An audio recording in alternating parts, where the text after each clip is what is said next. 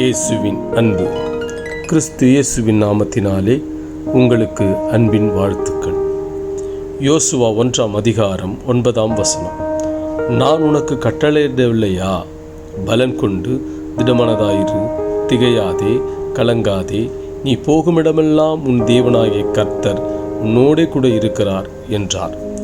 பிரியமானவர்களே, இதோ கர்த்தர் யோசுவாவோடு கூட இருந்த தேவன் யோசுவாவிடத்தில் சொல்லுகிறார், நீ பயப்படாத, நான் உன் கூடவே இருக்கிறேன்.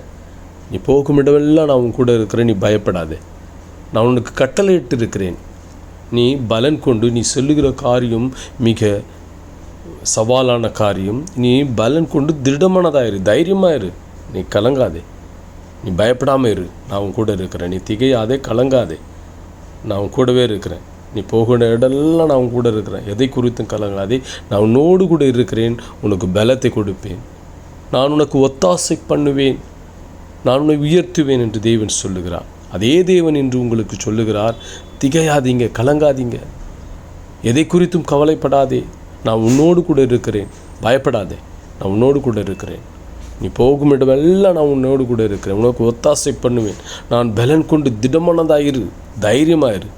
நான் உனக்கு பலத்தை கொடுப்பேன், ஜெயத்தை கொடுப்பேன். உனக்கு வெற்றியை கொடுத்து உன்னை ஆசீர்வதிக்கிற தேவன் நானே என்று தேவன் என்று உனக்கு சொல்லுகிறார். மகளே, உன்னை உயர்த்துவார்.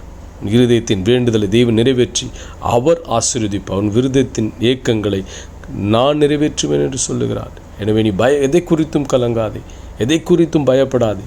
தேவனுக்கு வெற்றியை கொடுக்க வல்லவராயிருக்கிறார். அவர் சொல்லியபடியே செய்வார். ஆமேன்.